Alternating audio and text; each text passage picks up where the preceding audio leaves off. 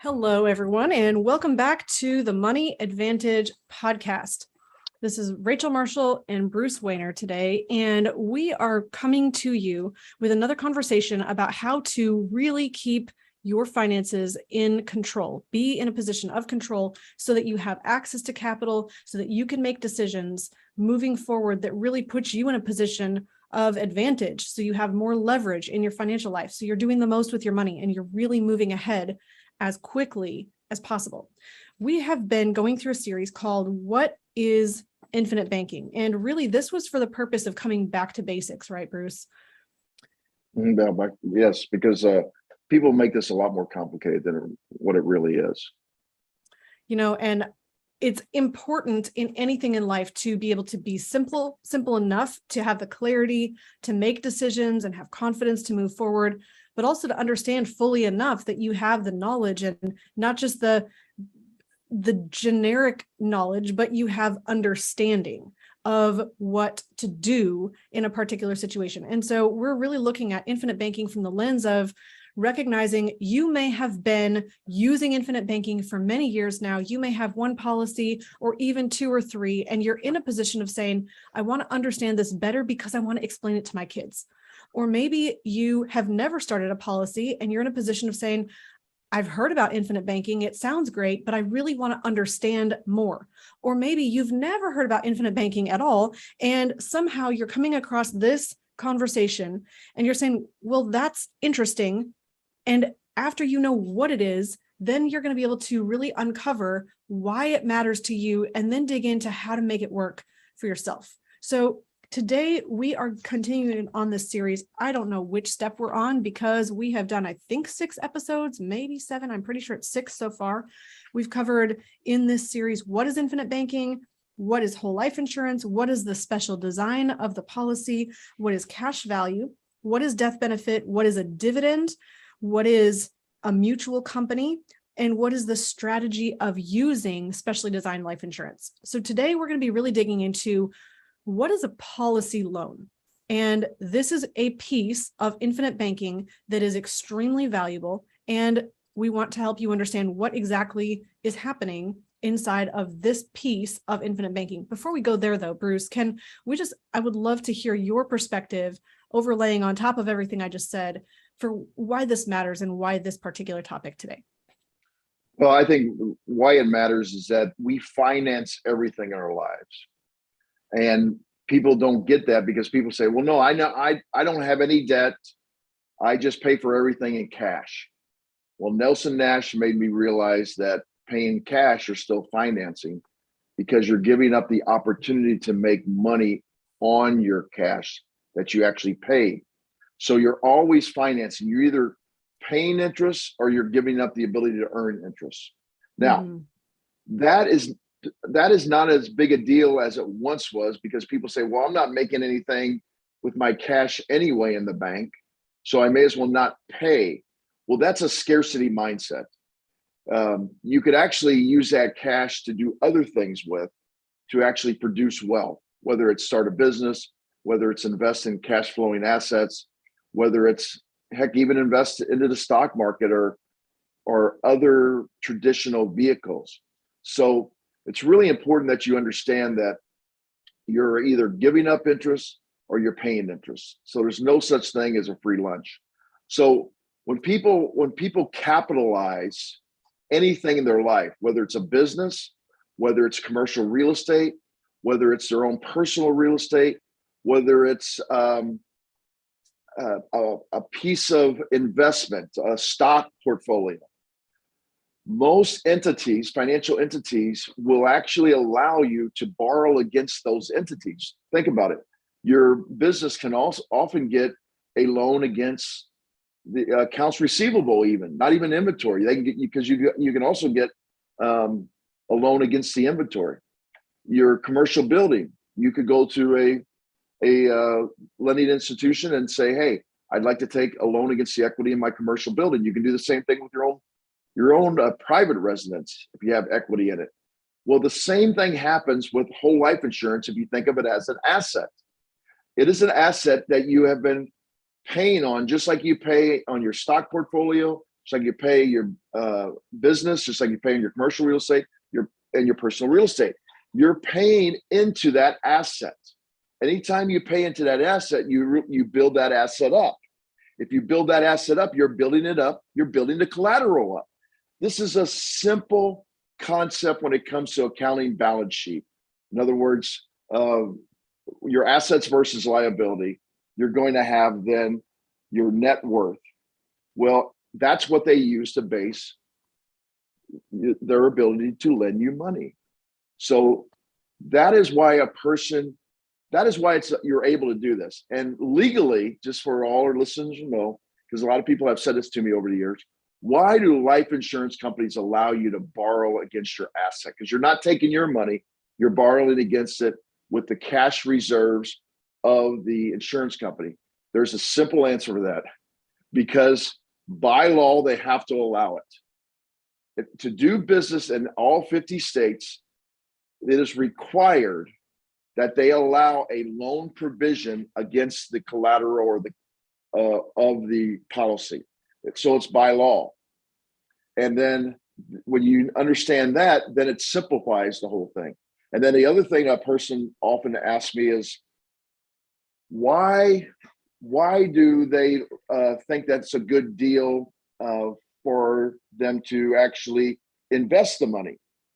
Because you mean, why does the insurance company think it's a good deal for the policy owner to invest their money? No. Why is it a good deal? Because for the insurance company, because they could, instead of getting 5% from the policy owner in interest, current interest is 5%, they could be using that money to make more than 5%. Well, there's two things. One, insurance companies are very conservative. So getting 5% on money is really good for them. And the final thing is that it's also guaranteed, because they're actually lessening their future responsibility, because every time you take a loan, you actually have to decrease the death benefit by how much you take the loan by. So that means future liability on the balance sheet is less. So they're fine with doing that. So legally they have to do it, and financially it makes sense for them to do it. Now, you don't mind them actually gaining 5% because a mutual company, you're actually a policy. If you're a policy owner, which you have to be with a mutual company, you're a part owner. So that actually helps build up the dividend that you're receiving. So all this makes perfect sense if you understand the basic overall general concepts. And as our friend James Nethery, and I've said this many times, if you understand the concepts, the details don't matter. And if you don't understand the concepts, the details don't matter. So the details never matter as long as you understand the concepts. I love that we're coming at it from a perspective of the concept, which would also be the principle, or you could think of it as why it works. So we started this conversation because we know people are asking, what is this? What are the technical, tactical, factual details? What is actually happening with this policy? But beneath that, it's really most important to understand why it's happening. And that's where you're talking about the concept. So within this answering the question, your what questions, we're actually telling you why, so that you can understand and not just have the facts, but really understand why those facts matter. And so you can create in your own mind a framework or a structure for understanding why this is beneficial to you. So something that I want to point out that lays on top of what you just shared, Bruce, is that if you, as a business owner or as a high-paid professional, have a financial system in place in your life, so you're making money, you have your revenue from your business, your investments, your income, that's coming into your financial house, if you will. Well, then you're spending some of that money, you're saving, you're investing. Those are the places where your money is going out of your financial house. And what are you doing with that money? Well, if you think about I'm saving money.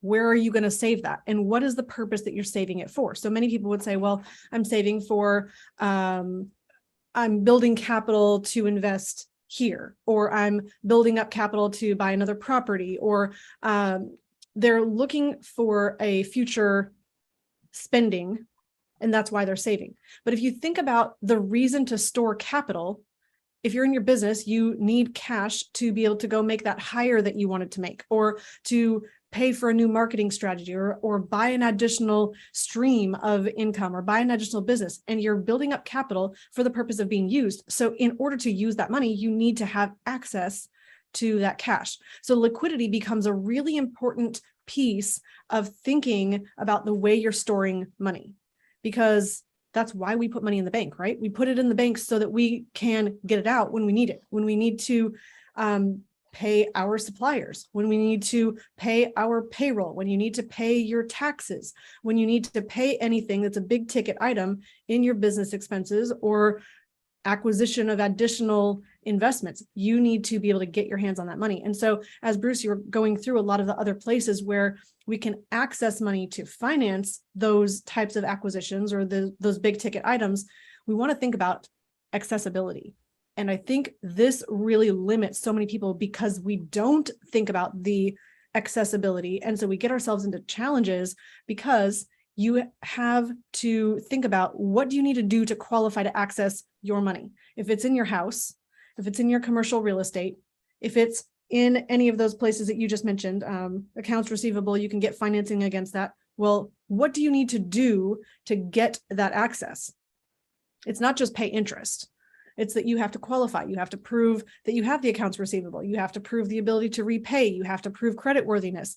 And that means that you're going to have to go through a rigorous vetting process to find out if this is a valuable, low risk use of that holding institution's capital to give you that access.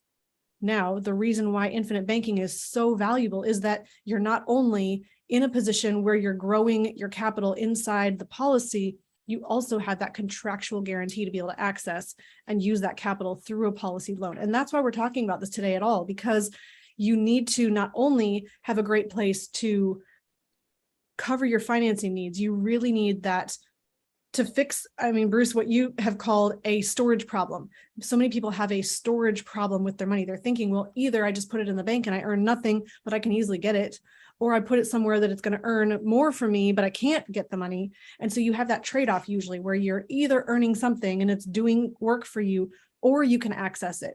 Infinite banking allows you to do both. Bruce, is there anything you want to say on that before we dig into what interest or policy? Yeah, actually, Rachel, this is an opportunity to talk about financial concepts. So think about this. Lending institutions, which are just financial institutions, there's a variety of them. They actually are looking at risk analysis all the time. So let's just talk about this. You could do this with a margin account, which is a stock account, but they only allow you to do about 50% of the value of your stocks. So you're limited. Why? Because they know it's risky. Okay, stocks are risky. And guess what? When stocks go down, now they have what they call a margin call. And they say you have to realign now so that it's 50%. Well, the only way that a lot of people do it, and if they don't do it, they're allowed to actually sell the stocks in the portfolio. Well, so just think about this. Since the beginning of the year, we're in 2022. The S&P 500 is down about 23%. So if people were using their stock portfolio, now their overall collateral has plummeted. They're going to have to sell more stocks to actually get realigned to 50%. And that causes the stock market to go down even further. So now they have to realign again. It's one of the reasons what people don't understand why the stock market's going down. It's because one of the reasons because people have been using margin to actually buy more stocks. And so as they come down, they have to realign this. So they have to sell again, and selling again makes the stock market goes down. It's kind of like a death spiral. So that's why you can only do 50%. Then commercial real estate is the next. they often will not let you lend any more than about 70% loan to value, commercial real estate, where at a home, you can actually get maybe up to 90%. Now, why the difference? Once again, they think commercial real estate is more risky because they feel like a person will give up their business and paying for the commercial real estate before they'll give up to the home. Now, compare that to whole life insurance. Once you capitalize whole life insurance, you can access somewhere between 94 and 96% of the cash value available. Why? Because they have the collateral, both the cash value and the death benefit. It's not risky for the company. So it's all about risk. So when people are trying to figure out, well, couldn't I just do it like this? Well, because you don't have access as much capital, it's a lot harder to get to because you don't have the ease of collateral for the financial institution to obtain. That is a really healthy perspective to look at what the financial institution is benefiting or giving up in terms of what's driving their decisions, because that gives you insight to really understand what's in it for them. You would think, well, I just need to know what's in it for me, but you really need to know what's in it for them so you can understand why they're motivating you a certain way.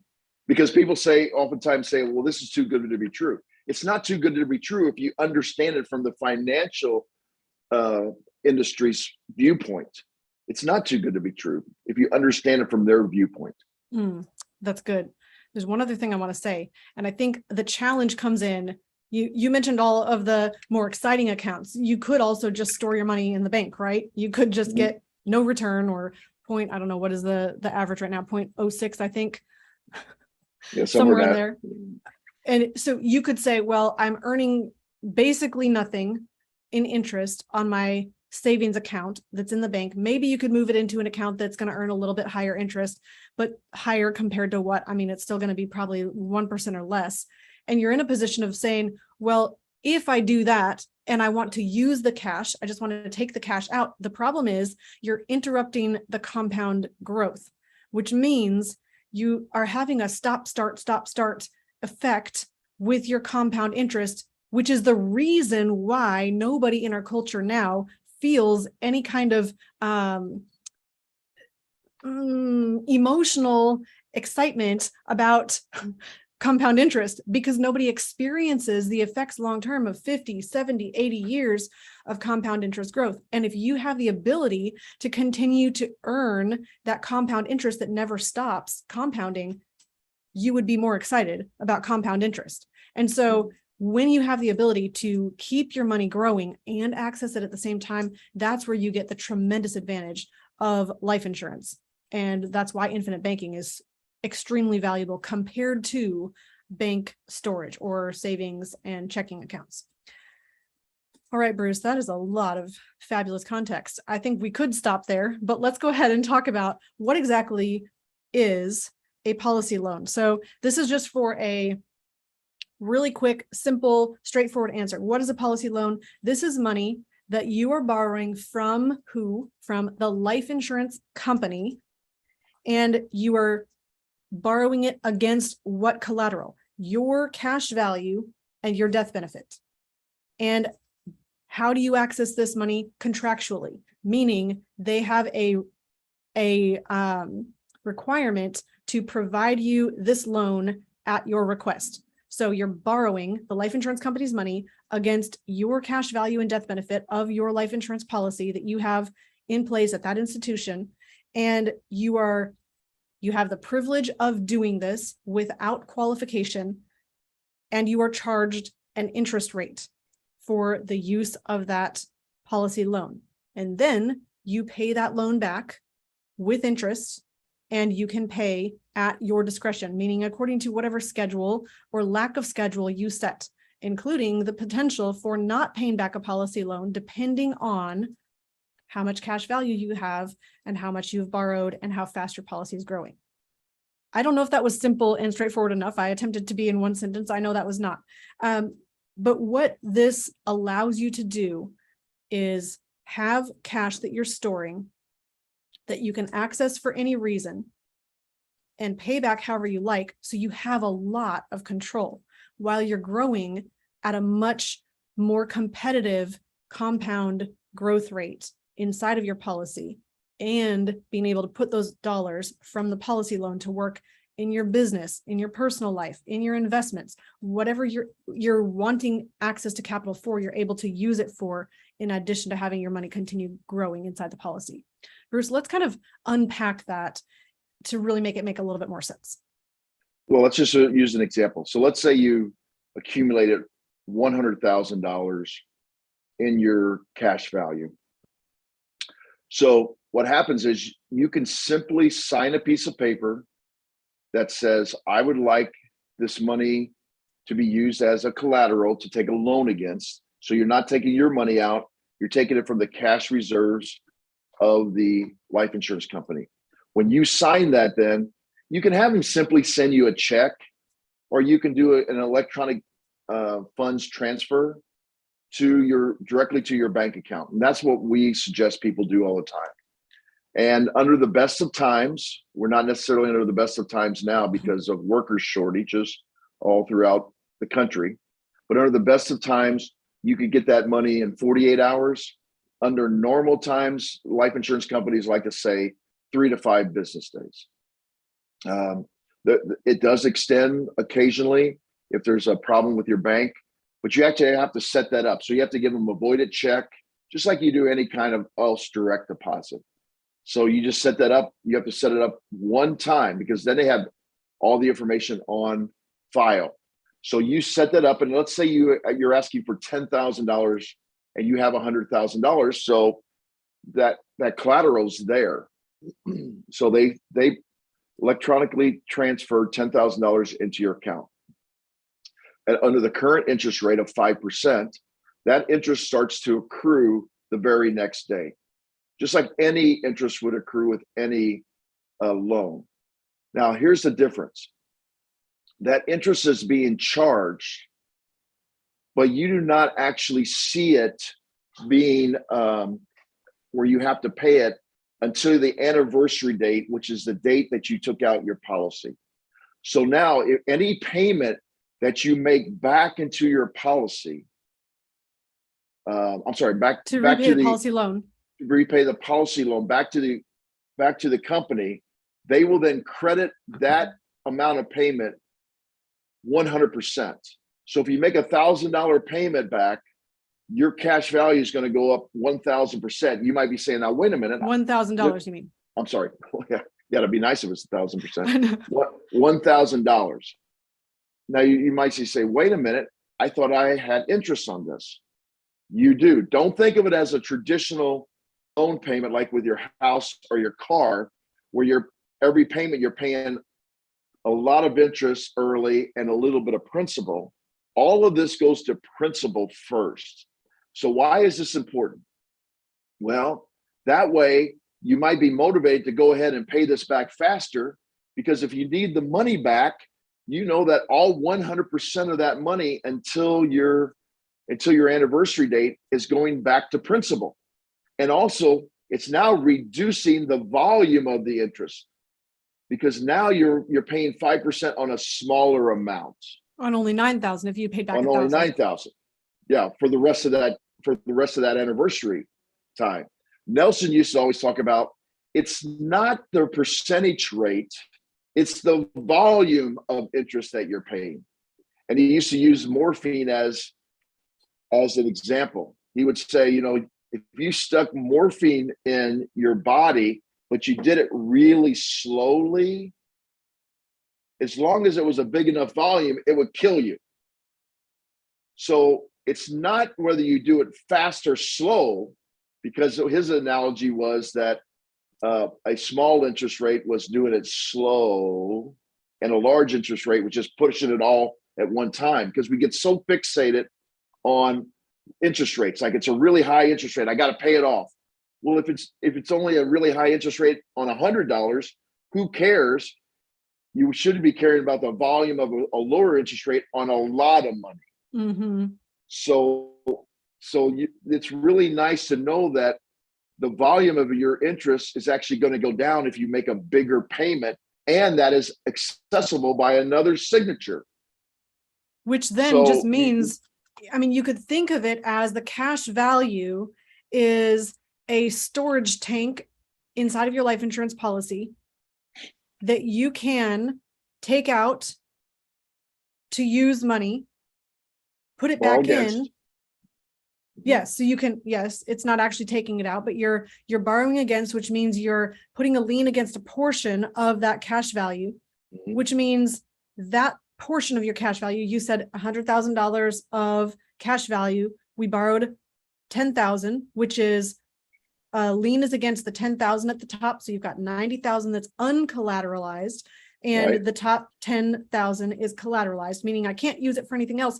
But if I pay back 1,000 of that, now I have 91,000 again Correct. that I can borrow against, which it can sound confusing because we're not putting in and taking out, but essentially you're having the experience of being able to put money into your life insurance policy or pay back a policy loan and then borrow against it, which is almost like putting in, taking out, putting in, taking out, except you're not actually putting in and taking out. So the full 100,000 is continuing to grow and compound uninterrupted.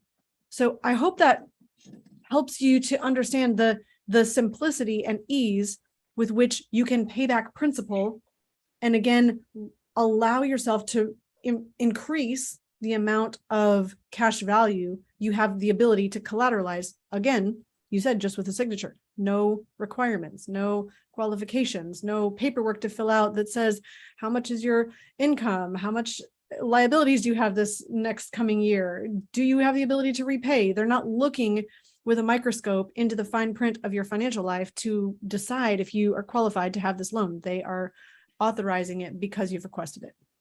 And just as a sidebar, your death benefit also goes down by the same amounts. So your cash value goes down by whatever you're borrowing against, because they're taking a lien against it, and so does your death benefit. So let's if you clarify don't- something there. Oh, go ahead. So if you don't pay the loan back upon your death, then they have lowered your death benefit by the corresponding loan. It's very similar. I keep using this over and over. Your house, you take a home equity line of credit against it, and then you die. They don't give you the equity you have. They also have to pay off the home equity line of credit and then give you what's left. Mm-hmm. It's the same thing, because we hear this all the time. Well, that's not fair because they keep my cash value when I die and they only give the death benefit. Why aren't they giving me the cash value and the death benefit? And I say to you, why do they not give you all the equity in your home? If you have $500,000 of equity built up in your home and you sell it for $1 million, why don't they give you $1 million and $500,000 of equity? I mean, right. And actually, that's I learned that exactly from Bob Murphy, from Dr. Bob Murphy, our economist. It doesn't make any sense. So why is it a problem with whole life insurance? So I was actually going to go exactly there, because it could have been potentially heard, which probably not, but just in case, you might have thought that Bruce is saying, look, you take a policy loan. Now they're going to say that $10,000 policy loan. They're going to take it out of your cash value and out of your death benefit. So they're actually taking 20,000 of collateral away from you. No, what's happening is that your cash value is a part of your death benefit. So it Right. lives inside of your death benefit. If you have cash value of $100,000 available right now, your death benefit may be, I don't know, $1 million, $2 million, depends on how long you've been paying into the policy. Let's just say it's a $2 million death benefit and you've got $100,000 of cash value that you've built up inside the policy. That's like home equity, and it's a portion of the death benefit. So what that means is if I've taken go back to your same example, $10,000 policy loan, I have taken a lien against that top 10,000 of my $100,000 of cash value here, which also means my $2 million death benefit. If I leave that loan unpaid, I don't repay the loan, my $2 million death benefit is reduced by $10,000 and is now $1,900,000. Did I say that correctly? I think I did. 190,000. There we go. 990,000. Yes. Yes. So what that just means is that it's it's being experienced in both places. But the reason it's being, your policy loan is being experienced in your cash value and your death benefit is because the cash value is a part of your death benefit. It's not that you're having a hit twice.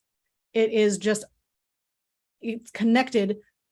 Cash value is a portion of your death benefit. So if something reduces your cash value available or reduces your available cash value, it's going to apply to your death benefit as well and lower that final death benefit payout. I don't know if that's coming across clearly. I just want to make sure it's not the feeling that they're going to give me a double hit. Well, it's because the insurance company is calculating the cost of insurance based upon the risk to the insurance company. So if you have $100,000 of cash value, they have that at the insurance company. So if you die and they have 100,000, but they're paying out $2 million, they're only charging you the difference for the cost of insurance, $1,900,000. And as the cash value builds to 200,000, now they're only charging you for $1,800,000. And as it builds to 300,000, they're charging you for $1,700,000. So all these people that are claiming that they're keeping your cash value and only paying the death benefit, they don't understand the inner workings of how you're being charged for the death benefit. I tell people all the time, they could do it the way you want. They're just going to have to charge you more because they're paying the cash value and the death benefit. It would be the same way with a home. They could give you the equity and they could give you the sale price of the home, but then they'd have to charge you a lot more interest on the loan. It's not that difficult to figure out if you really stop and think about it. Absolutely. There was something that you said that I just wanted to clarify or dig into just a little bit more. You said, if I have cash value of $100,000 inside my policy, and that is shown to me by an in-force illustration, and I have logged into the website and I can see it says $100,000 of available cash value. You said the insurance company actually has that money.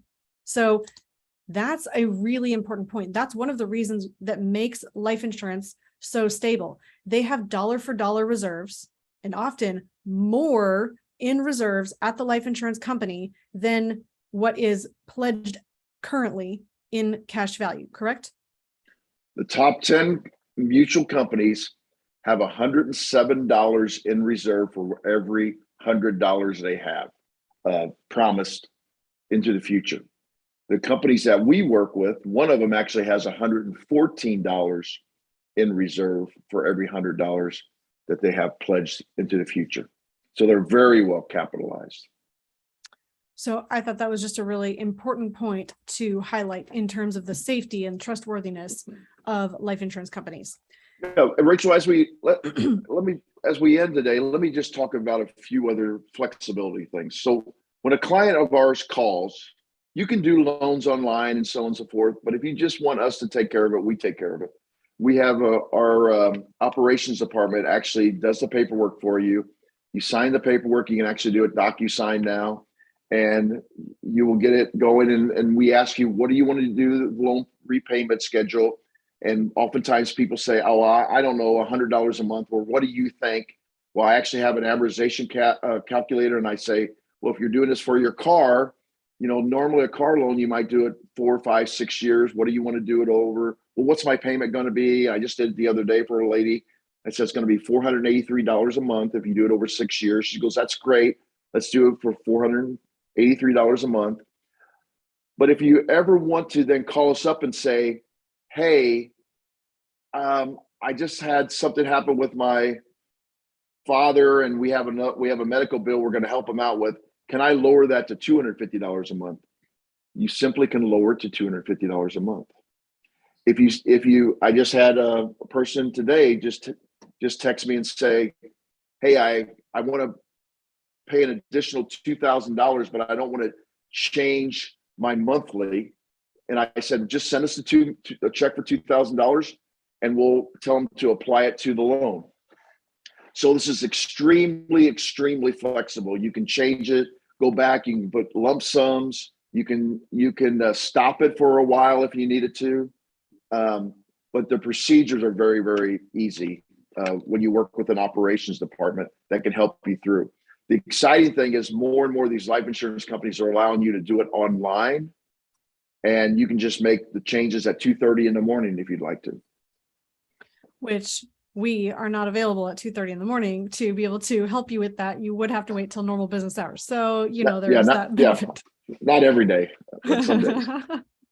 So we've covered today what is a policy loan. So let's just recap that. A policy loan is money that you are borrowing from the life insurance company using your cash value and death benefit as collateral that you then can go put to work in another asset or another expense while your full cash value and death benefit continue growing with dividends and interest uninterrupted.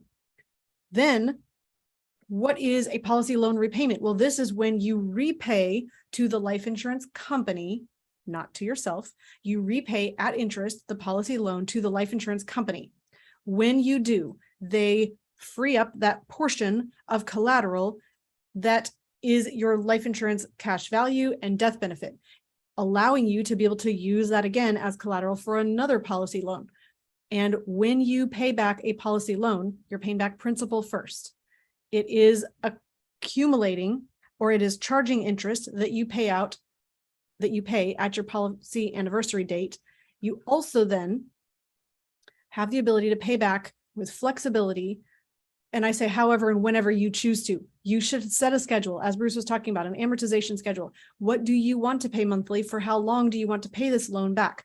You can schedule that, and then you can make additional payments, or you can stop payments for a while and then pick up payments later. You want to make sure you do pay back your policy loans, because that's going to give you an additional amount of capital that is stored that you can collateralize against, solving this storage problem, solving the financing problem that we all have need to finance, where Bruce was saying in the beginning, you can either pay interest or you can give up the ability to earn interest. The amazing thing that life insurance allows you to do is, yes, continue to pay interest, but you don't give up the ability to earn interest. Your money continues compounding. And because you are continuing to earn interest while you're paying interest, you have a net gain. You have the ability to continue moving forward in your financial life, even when you are paying interest on policy loans.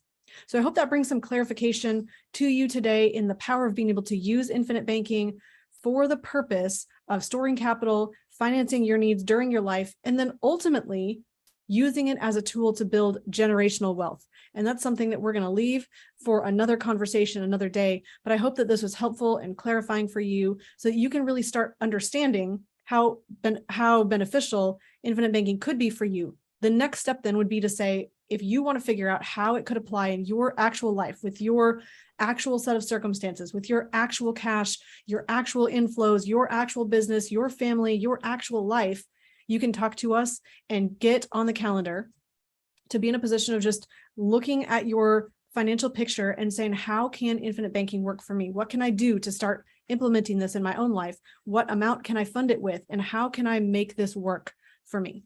And how can I allow this to work for me? I think would even be a better way of saying that. So thank you for being with us on the show today. Bruce, any closing thoughts before I close this out? The only thing I would say is that some people are curious to, like, what is a compound? What does the interest and dividends compound? And a policy that depends on your gender, your health, and your habits. You can look to do anywhere from 3.5% to 5.5%. So that's a lot internal rate of return, although it's not truly an internal rate of return. So that's a lot more than you're making in your savings account. So let's just say it's 3%. And let's say you're making 1% in your savings account. Well, to double that is 100%. And so then 3% would be 200% increase. Mm-hmm. So when you start looking at it, it's not 2% more, it's a 200% increase of what you could be making. It's a lot better place to store your money. I love that you shared that. I hope everyone was listening all the way till the end. Thank you so much for being with us on this show today. We will catch you next time. And in the meantime, you can always find us at themoneyadvantage.com. And we would be happy to hear your questions, your comments, and talk to you in person to find out how we can help get you closer to your goals faster. We will see you next time. And in closing, please remember, success leaves clues. So model the successful few, not the crowd, and build a life and business you love.